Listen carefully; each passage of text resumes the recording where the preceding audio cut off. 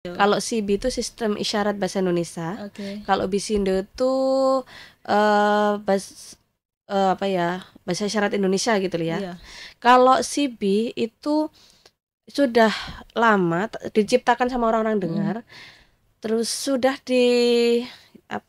kayak inilah ada perizinan, sudah ditetapkan sama Kementerian Indonesia, dan itu sudah dikasihkan ke orang-orang dengar, maksudnya lewat apa, lewat perkuliahan, PLB itu pendidikan luar biasa itu sudah dikasihkan. Kalau Bisindo itu lebih ke bahasa ibu, kalau dikenal bahasa ibu atau kayak bahasa yang menciptakan anak-anak tulis sendiri gitu. Kalau ketentuannya hitam itu memang sudah dari awal hitam karena biar waktu penggunaan bahasa isyarat, pergerakan tangan itu bisa kelihatan karena saya jelas. pernah coba.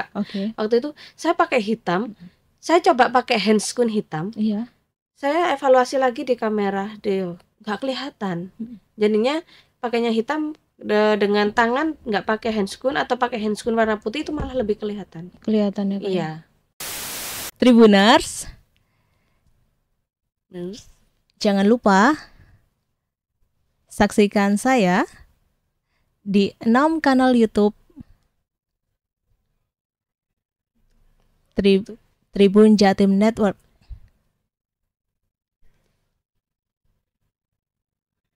Terima kasih. Halo Tribuners, kembali lagi bersama saya Septiana Caheni dalam podcast Malang Live. Dan episode kali ini kita kedatangan narasumber yang spesial bernama Mbak Diah Retno Dewi. Dia ini merupakan juru bahasa isyarat. Sebelumnya langsung aja kita sapa yuk Kak Diahnya. Halo Kak, selamat sore. Selamat sore. Ya, sehat ya Kak? Alhamdulillah sehat.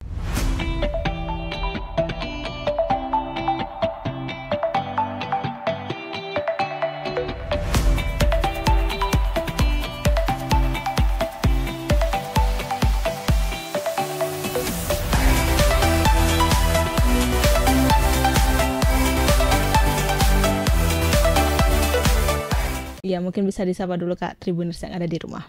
Selamat sore seluruh Tribuners. Oke, terima kasih Kak. Mungkin grogi ya baru pertama ya. Enggak kelihatan groginya Kak. Karena Kak Diah ini sudah terbiasa ya Kak ya, tampil di publik dengan juru bahasa isyaratnya. Sudah sering. Memang awal-awal harus berhadapan dengan kamera itu agak grogi juga ya, karena belum pernah lihat kamera sebanyak itu. Terus lama-lama sudah terbiasa, ada kamera langsung gerak deh tangannya ya. Langsung gerak tangannya ya Kak ya. Iya. Tapi kesibukan Kak Diah ini apa sih saat ini?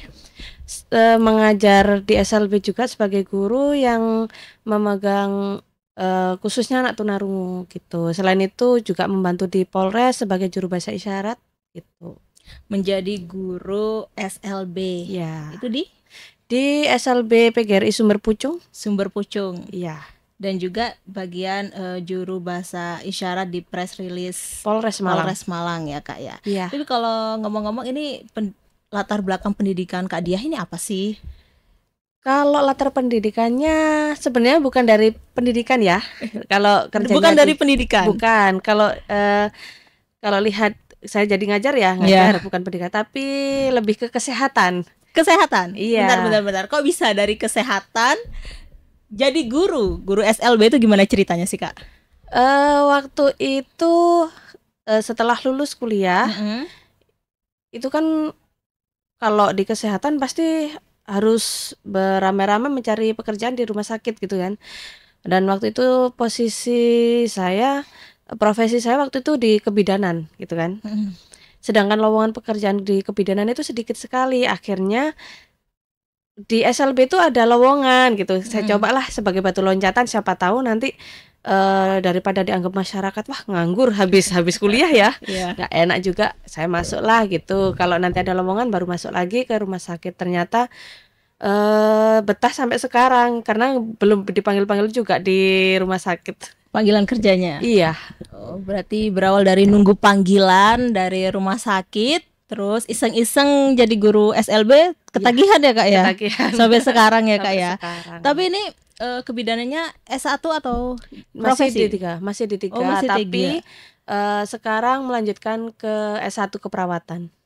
Loh, sebentar, S1 keperawatan dari Iya. kebidanan guru ke keperawatan. Iya. Kenapa Kak bisa loncat ke keperawatan? Kenapa nggak nerusin profesi kebidanannya? Saya pingin alih jenjang sih ya sebenarnya. Waktu itu sempat mikir mau ke S1 kebidanan, tapi saya konsultasi juga sama bidan saya sama ini. Katanya ambil keperawatan aja nggak apa-apa, nanti ambil S1 karena lowongan pekerjaannya lebih banyak. Lebih luas ya, gitu. Kak, ya. Iya, makanya ya wis saya ambil S1 keperawatan, ambil nurse-nya, dan alhamdulillah sekarang mulai proses skripsi lah gitu. Skripsi Iya. S1 keperawatan Iya. itu. Berarti nanti kalau misalkan nerusin ke nurse, berarti kakaknya kan jadi perawat ya Kak ya. Apakah SLB ini menjadi guru di SLB akan ditinggalkan atau lebih fokus ke perawatnya? Bisa jadi malah enggak meninggalkan SLB. Oh, tetap Untuk sebenarnya basic yang keperawatan Iya. itu rencananya memang saya ambil untuk mendasari, kan saya pernah kuliah di estetik kecantikan juga. Oke. Kayak pelatihan gitulah. Itu untuk mendasari di estetiknya sebagai dasar saya untuk membuka usaha di estetiknya gitu. Oh, berarti modal untuk membangun estetik kayak Iya. kecantikan gitu ya Kak? Iya, ya? gitu. Oke. Kalau di SLB sebenarnya saya dulu pernah punya pikiran untuk meninggalkan SLB karena sesuai dengan sertifikat atau ijazah saya yang harus ke rumah sakit atau kesehatan, saya ingin meninggalkan SLB. Tapi setelah melihat anak-anak kok nggak tega ya hati ini ya, jadinya ya udah bertahan gitu. Kalau orang bilang ikhlas bakti bina bangsa lah ke anak-anak ya gitu. Siapa tahu bukan ngejar honornya, karena kalau guru pasti tahulah honornya seberapa. Yang saya kejar cuma nantilah biasa buat ini sangu atau nanti untuk akhirat. Iya. Karena guru juga pahlawan tanpa tanda jasa. Iya. Ya berarti bisa aja Kak, nanti kan paginya jadi guru, terus sorenya atau malamnya buka di klinik estetik itu. Ya, pinginnya juga begitu. Berarti kerja sampingan lah ya. Ya. Yang utama berarti SLB-nya. Ya, betul. Iya. Tapi kalau misalkan kerja menjadi guru SLB ini sudah berapa tahun Kak? Dimulai tahun berapa? Kalau awal dulu sebelum kuliah itu sebenarnya dulu pernah ambil ambil D1 keperawatan saya kan. Oh, dulu itu. Dulu tahun 2005. Iya. Setelah itu ambil D1 kan cuma 1 tahun. Iya. Itu ambil keperawatan, setelah itu ada lowongan di SLB ini juga. Saya masuk, setelah masuk tahun 2007 saya resign, saya masuk diminta bidan saya untuk kerja di Polindes gitu. Ya. Setelah itu tahun 2008 saya diminta untuk kuliah. Akhirnya sampai tahun 2012 saya menunggu panggilan kerja nggak dapat, akhirnya saya masuk di SLB lagi. Masuk di SLB lagi. Berarti sudah nyaman di SLB ya Mbak Diah ini? Kalau awalnya memang kebutuhan ya, maksudnya biar tidak dianggap pengangguran gitu. Tapi kalau sekarang rasanya SLB kayak jadi keluarga kedua lah. Keluarga kedua. Apalagi dengan muridnya, wali muridnya juga yang kompak, yang bisa ngerti gitu, itu yang bisa membuat saya tetap betah di situ. Berarti kekeluargaannya Kak ya di sana itu sangat erat. Tapi respon keluarga gimana Kak sewaktu Kak Diah ini memutuskan untuk menjadi guru SLB gitu? Gak sayang ijazah kebidanannya seperti itu? Banyak dulu yang bilang gitu, maksudnya dari keluarga juga, apalagi ibu juga. Kalau orang Jawa bilangnya gini, dikuliahin mahal-mahal, kamu cuma kerjanya jadi guru, kenapa dulu nggak ambil guru aja gitu. Kan kita nggak tahu kedepannya gimana kan. Tapi yang saya ambil bukan itunya sih, cuma kalau memang kebidanan itu bisa jadi soft skill saya punya pengalaman. Kalau di guru itu kan saya bisa membantu anak-anak juga. Siapa tahu nantinya akan jadi lebih baik lagi gitu, dan tidak dipandang sebelah mata oleh masyarakat. Tujuan saya sekarang di SLB tuh satu, anak-anak itu bisa diterima di masyarakat, itu aja. Bisa diterima di masyarakat anak-anak Iya. SLB itu berkebutuhan khusus Iya, ya Kak karena ya. banyak orang menganggap anak SLB itu idiot, anak SLB itu apa gitu, pandangannya jelek sekali. Saya sekarang dengan teman-teman guru lainnya ingin membuktikan bahwa anak SLB itu lo bisa gitu loh maksudnya. Iya, dan juga ada yang anak berkebutuhan khusus itu bekerja ya Kak ya. Iya, Seperti itu. sudah banyak bekerja sekarang murid-murid saya, meskipun belum semuanya keterima di perkantoran lah ya maksudnya iya. gitu. Yang penting mereka sudah bekerja, sudah mampu untuk menghidupi dirinya sendiri gitu. Luar biasa Kak Retno ini ya. Multi talent ya Kak ya kalau saya bilang. Alhamdulillah ya. Alhamdulillah. Jadi sombong sedikit kayaknya ya. Ya Kak, ini kan dari kebidanan, Iya. terus ke guru SLB, ilmunya tuh kan sangat jauh sekali dan berbeda ya Kak ya. Terus Iya. itu belajar bahasa isyaratnya dari mana sih Kak? Otodidak sebenarnya. Otodidak. Awal-awal dulu memang bingung sih, emangnya harus komunikasi lewat apa gitu kan. Untungnya waktu itu murid saya yang sudah besar itu bisa membaca tulisan kan. Oke, iya. Jadinya komunikasinya awal lewat tulisan. Setelah itu pelan-pelan saya belajar dari mereka. Oh, kakaknya belajar dari mereka. Iya, dari anak-anak tuli sendiri kan, mereka nggak mau disebut tunarungu kan. Iya. Mereka pinginnya disebut tuli. Oh, tuli. Belajarnya dari anak-anak tuli sendiri gitu. Jadi kayak saya nulis ini apa, bahasa isyaratnya apa gitu, mereka yang ngasih tahu. Lama-lama kebiasaan komunikasi kan ya, jadinya kayak sekarang sudah terbiasa lah gitu. Berarti secara otodidak dari anak-anak itu. Iya. Terus ini komunikasinya ada dua ya kayak ada BC sama Bisindo bukan? CB CB sama Bisindo. Bisindo. Kalau CB itu sistem isyarat bahasa Indonesia. Oke. Kalau Bisindo itu bahasa isyarat Indonesia gitu ya. Iya. Kalau CB itu sudah lama diciptakan sama orang-orang dengar, terus sudah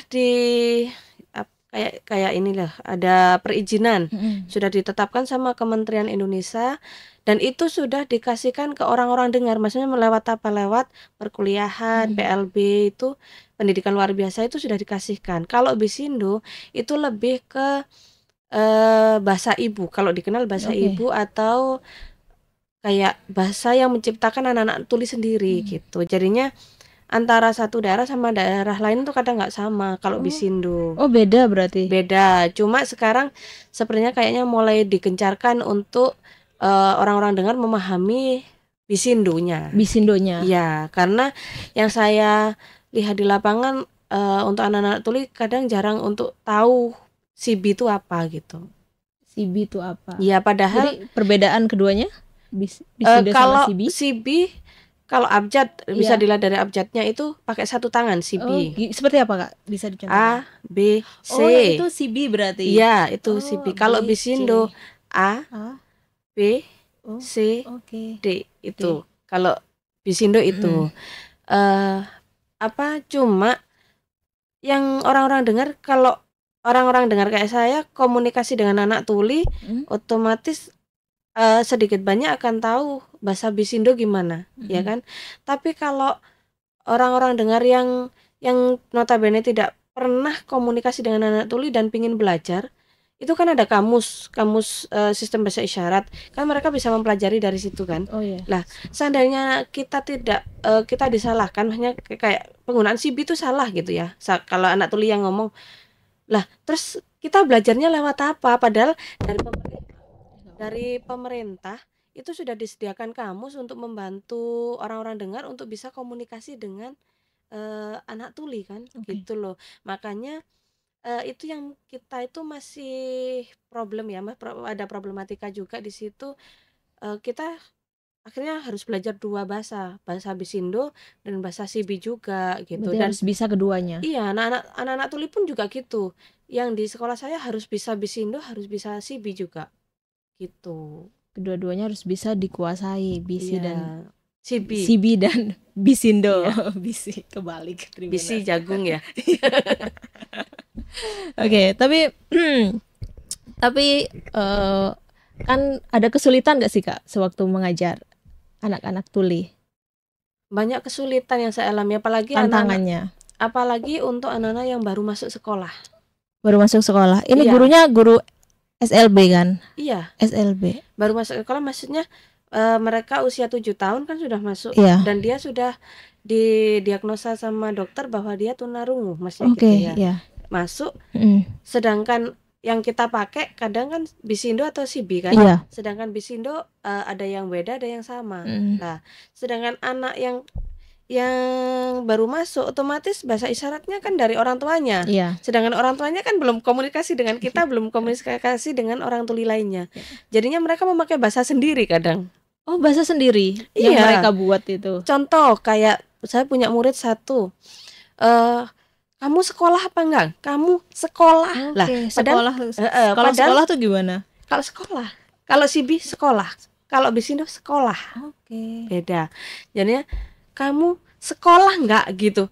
Lah, kan saya harus mengajari dari awal bahwa sekolah itu begini atau begini. Kalau masuk gitu, kamu masuk sekolah gitu, atau kamu masuk sekolah gitu. Kalau ibunya kamu masuk sekolah gitu kan. Jadinya menyamakan itu kan harus butuh waktu lama. Sedangkan penyampaian ke anak-anak, mereka harus mengenal tulisan. Itu ada 3 cara. Oke. Satu dengan tulisan dulu, mereka nggak tahu. Dengan melalui visual, gambar. Oh, gambar. Yang ketiga isyaratnya. Isyaratnya yang Iya. pakai tangan itu. Iya, kita harus mengaplikasikan di kelas itu begitu. Jadinya yang kita kasihkan ke murid itu harus ada 3 itu, visual, setelah itu gambar atau visual ya, bahasa isyarat sama tulisannya apa. Jadinya agak panjang, harus mengenalkan satu kata itu harus ada 3 itu. Harus gitu. ada 3 itu. Iya. Itu kesulitannya di situ. Kesulitannya Dan harus diulang-ulang karena anak-anak yang baru masuk itu rata-rata karena kebiasaan dengan bahasa ibunya, jadinya apa yang kita pelajari kadang lupa gitu. Tapi sekarang anak-anak sudah memahami ya Kak bahasa Bisindo dan Sibi itu. Ya, alhamdulillah sudah banyak memahami antara 2 bahasa. Kadang saya campurkan, kayak contohnya gak apa-apa gitu. Gak apa. Ini bahasa Bisindo, gak apa-apa. Oh, gak apa-apa gini. Iya, ini ditatap. Oh, gak Gak apa-apa. apa-apa. Iya. Oke. Itu. Mereka lebih banyak menggunakan itu. Kalau Bisindo itu lebih ini. Kenapa orang anak-anak tuli itu bilangnya ribet pakai Sibi? Karena Sibi itu disesuaikan dengan sistem isyarat bahasa Indonesia kan. Kalau soal ada kata depan, ada imbuhan, ada akhiran. Kalau Sibi pakai itu kayak berkibarlah gitu ya.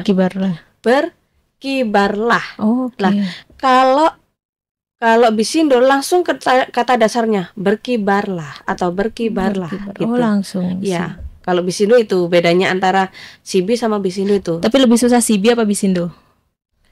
Kalau orang awam iya. Sama-sama susah ya. Oh ya. Ya kalau orang awam tuh lebih baik mempelajari Sibi atau Bisindo, Kak?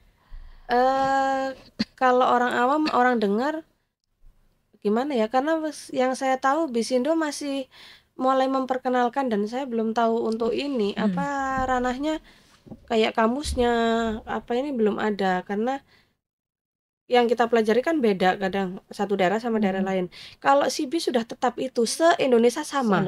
Iya. Kalau belajar kalau saya ngajarkan dari orang tua ke Sibinya. Ke Sibinya itu. Iya. Berarti orang tuanya juga diajarkan juga atau anak-anaknya aja? Orang tua juga saya ajarkan. Jadi setelah saya mengajar anak-anak, saya kumpulkan orang tua, saya ajari bahasa isyaratnya begini loh Bu. Jadi saya bener itu ya. Iya, saya jadinya mengajar anak dan orang tua gitu ya. Bayarannya double kayaknya. Double. Tapi buka kursus gak sih Kak Diah ini? Enggak. Kursus bahasa isyarat enggak. Buka. Mungkin kedepannya mau ada niatan buka kursus gitu Kak. Kok saya belum kepikiran ya? Belum kepikiran ya. Belum kepikiran ke sana karena masih ada ini yang tadi saya ngomong problematika antara Sibi dan Bisindo yang masih belum lurus juga.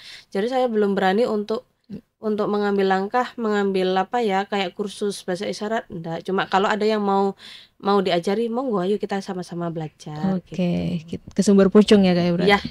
Monggo ke SLB. Iya. Ya, dan juga ini kakaknya selain ngajar di SLB juga menjadi juru bahasa isyarat press release Polres Malang ya Kak ya. Nah, itu bisa diceritakan Kak gimana ceritanya bisa jadi juru bahasa isyarat di Malang? waktu itu saya kan ada kenalan dari Pak Polisi waktu itu, namanya Pak Sanda. Oke. Sekarang dinasnya di Polres Malang, orangnya di bagian lantas tapi yang untuk laka Oke. lantas. Lah, orangnya dekat sekali dengan kita, dekat sekali dengan anak-anak, orangnya yang merangkul anak-anak Berarti juga. dia pernah ke SLB? Sewering sering. sekali Pak waktu siapa dulu, namanya, Pak? Pak Sanda. Pak Sanda, oke. Ya, dulu waktu beliaunya bertugas di Polsek Sumber Pucuk, Iya. hampir 1 minggu sekali atau 1 minggu 2 kali selalu ke SLB untuk memantau anak-anak. Terus dia kan Babin Karangkates, Babin Oh iya, Kantor Karangkates, dia mencari anak-anak yang difabel yang tidak mau sekolah dan tidak ini, Oke. dibantu untuk disekolahkan gitu. Nah, dari situ akhirnya orangnya dipindah ke ditarik di Samsat. Ke Samsat. Ya, di Samsat lah. Di situ ada kabar bahwa Bapak Kapolri Listio Iya. Sigit menerapkan presisi, pemberitaan harus ada juru bahasa isyarat. Juru bahasa Lah, isyarat. waktu itu Pak Sandanya merekomkan saya, Iya. menghubungi saya untuk menjadi juru bahasa isyarat Polres Malang. Tapi saya takut waktu karena basic pendidikan saya bukan di pendidikan Luar biasa. PLB ya, Iya. tapi di kesehatan. Saya takut banyak yang mencela Iya, saya oke. karena basicnya itu tadi. Tapi Pak Sanda mendorong, coba, nggak apa-apa karena Budiah kan sudah terbiasa berkomunikasi dengan anak-anak, kan hampir sama bahasanya dengan anak. Ya udah, waktu itu saya mencoba menawarkan berbagai SLB dan berbagai guru PLB, tapi belum ada yang mau gitu Oke. kan. Akhirnya waktu itu mendesak sekali, saya dihubungi dari pihak Polres, waktu itu dari pihak Humas, dihubungi jam 1 siang, jam 2 harus rilis. Jam 2 harus rilis. Iya. Saya bingung. Ya udah, saya akhirnya telepon Pak Sanda lagi, "Pak, gimana? Coba aja Budiah, nggak apa-apa. Nanti kalau kesulitan bisa dievaluasi lagi." Oh Oke. gitu. Ya akhirnya saya coba ke sana. Di sana banyak bahasa yang belum pernah saya pakai kan. Berbeda ya. Berbeda sekali. Kalau di sekolah kan bahasanya cuma kamu sudah makan, kamu sudah tidur, selamat pagi gitu kan ya. Kalau di kriminal dirilis ada tersangka, ada korban, terus modus operandinya apa, pasal-pasalnya apa gitu. Dan itu belum pernah saya pelajari. Akhirnya waktu itu saya dikasih berita acara awal, Iya. dikasih berita acaranya, saya pelajari. Tapi saya nggak ngerti Oke. ini bahasa isyaratnya gimana ya. Akhirnya saya telepon orang rumah waktu ini jujur ya, dia orang Iya, rumah. iya, nggak apa-apa. Tolong lihatkan di kamus, kirim Oke. ke saya gitu. Dikirim fotonya. Oh iya, dari situ. Oke. Dari situ oh gini akhirnya gimana Pak evaluasinya setelah rilis? Nggak kelihatan kok Bu, nggak kelihatan salah gitu. Oh ya sudah. Setelah itu waktu itu banyak kasus-kasus yang harus rilis. Jadinya hampir 1 bulan full itu saya dipanggil hampir 8 kali rilis 8 kali di rilis. Polres. Iya. Dengan tapi selain saya belajar lewat kamus, saya juga belajar lewat media yang sudah menerapkan JBI di televisi itu, kayak contohnya pelaku isyaratnya bagaimana gitu, korban isyaratnya bagaimana gitu. Itu saya cerita singkatnya di waktu jadi JBI di Polres. JBI di Polres. Tapi lebih senang mana menjadi juru bahasa isyarat bagi anak-anak atau sewaktu menjadi press release di Polres Malang? Dua-duanya seneng sih kalau saya rasakan, karena saya bisa membantu banyak orang, saya bisa kenal banyak orang gitu. Saya juga bisa kenal dengan banyak media gitu. Akhirnya kan tambah teman, nambah relasi, wawasan, iya wawasan gitu. juga. Tapi tantangan tersendiri sewaktu menjadi juru bahasa isyarat press release itu apa sih Kak sekarang ini? Cuma di bahasa sebenarnya. Saya Bahasa tadi bilang, aja. iya saya bilang tadi antara Sibi dan Bisindo gitu kan.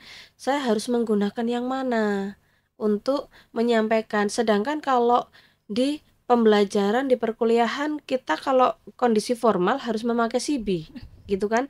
Kalau Bisindo biasanya kan bahasa ibu dipakai percakapan sehari-hari, kayak bahasa Jawa lah gitu. Lah saya harus pakai yang mana untuk menyampaikan ke media gitu. Itu yang bikin bingung saya sih. Tapi selama ini Saya pakai CB juga pakai Bisindo yang sekiranya bisa saya sampaikan ke media, ke anak-anak itu bisa dimengerti gitu. Berarti yang untuk juru bahasa isyarat press release ini pakainya BC sama CB sama Bisindo. Iya. Oke, dua-duanya ini ya. Iya. Oke. Dan saya ini agak sedikit kepo ya Kak ya. Kenapa sih pakaian orang juru bahasa isyarat ini serba hitam?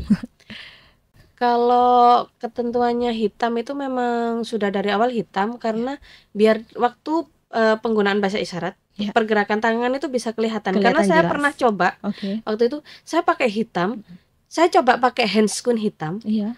saya evaluasi lagi di kamera, nggak kelihatan.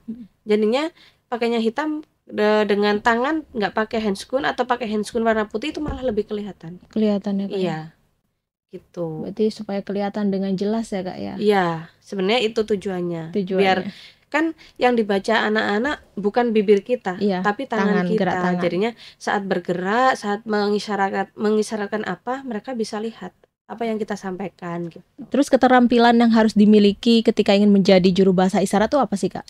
Yang penting bisa menguasai kosakata dan isyarat yang akan disampaikan. Oke. Gitu, itu aja. Kosakata yang ingin disampaikan itu ya Kak Iya. ya.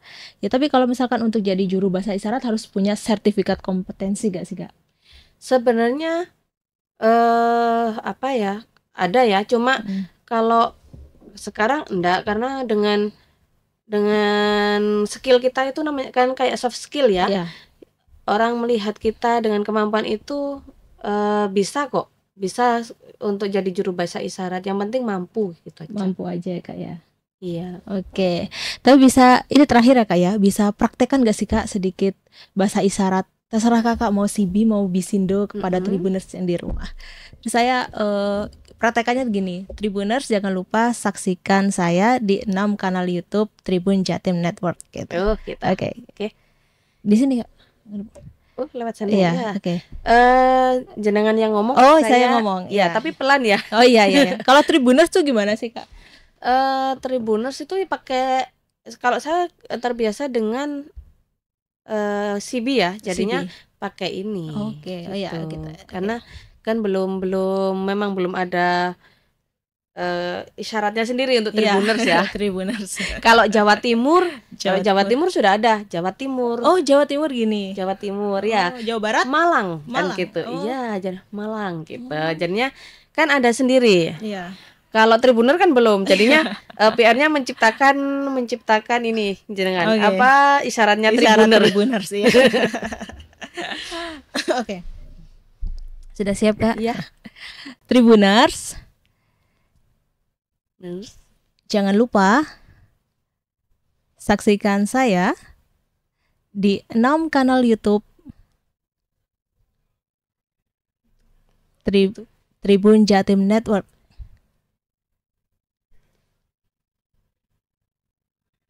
Terima kasih. Oke, terima kasih gini. Terima kasih. Terima kasih. Lebih di dagu. Oh, di dagu. Iya, terima kasih. Oh, terima kasih. Oke, bisa nanti sebagai penutup. Terima kasih. Kalau maaf begini. Oh, maaf. Oke, maaf begini. Iya. Maaf. Oke. Oke, Kak Dia, terima kasih ya Kak ya telah hadir jauh-jauh Sama-sama. untuk hadir di studio Tribun Jatim ini. Iya. Oke, Tribuner, sampai di sini dulu perjumpaan saya kali ini. Saya Septina Cahyani dan Kak Dia pamit undur diri dan sampai jumpa. Ketemu lagi dalam podcast Malang Live episode berikutnya. Dadah dan terima kasih. Terima kasih.